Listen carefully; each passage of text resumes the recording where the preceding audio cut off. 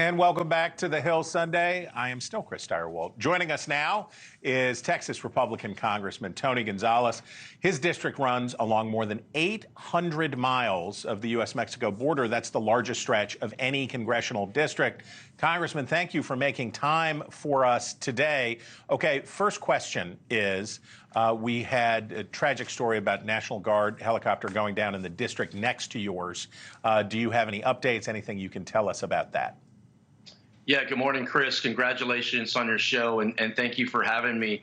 This is part where I think a lot of Americans are frustrated. You know, just a few days ago, we had Americans that were killed along the border.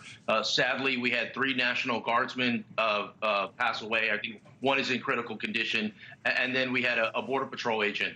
And so I spoke with the Chief of Border Patrol, Jason Owens, yesterday. And one of the things, I spent 20 years in the military, Chris, so I always think about the families. Oftentimes, the service members, they knew what they were getting into, and it's a tough job, whether you're getting in a plane or a truck or a boat. It's just a tough job that they do. So they kind of know what they're getting into, but the families come along for the ride. So sadly, Esmeralda, they have 2 small children, 5 years and 11-year-old. So this is just some of the realities of this border crisis that is killing everyday Americans. I also think back to the Tambungas in my district, about 100 miles from the border. They lost their, Alyssa lost her grandmother, lost her mother and her 7-year-old daughter when a high-speed chase killed them. So the story is Americans are now being killed and suffering along the border. It's not just people coming over illegally.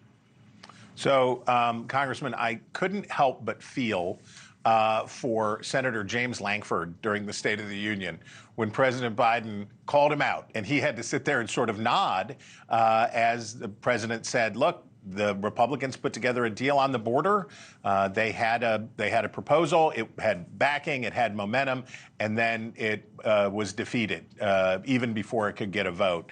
Does the president have a point about Republican unwillingness to do a deal on the border? You know, the frustration I've had with Joe Biden is his words do not match up his actions. And words are easy to say. It's easy to point blame. It's easy to say, I wish I had this, that, or the other. The facts are this. The facts are the Senate could not get that bill on the floor to even vote on it. So you're talking about Joe Biden's talking about a bill that couldn't even make it out of the Senate chambers. There's a million bills like that.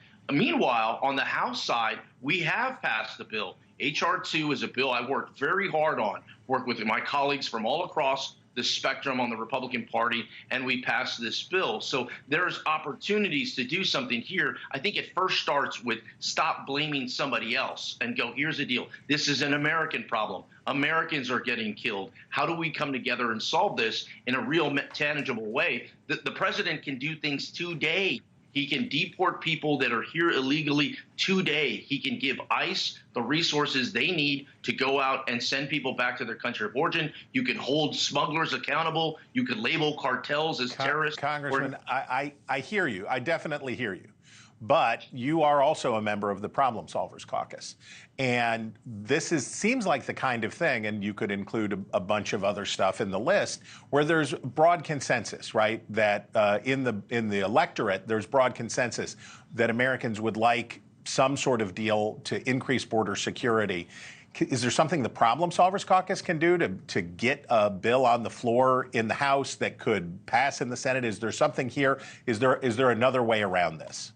You know, Chris, I get a call, I kid you not, I get a call a week from one group or another that has an idea on how they could fix it. Politicians always want to be the hero, right? They want to be the one that solves this problem. I think we've identified the problem. A lot of people know that there's an issue. Now, how do we solve it? What I keep telling folks, whether it's wherever you fall on the spectrum, this is what I tell them.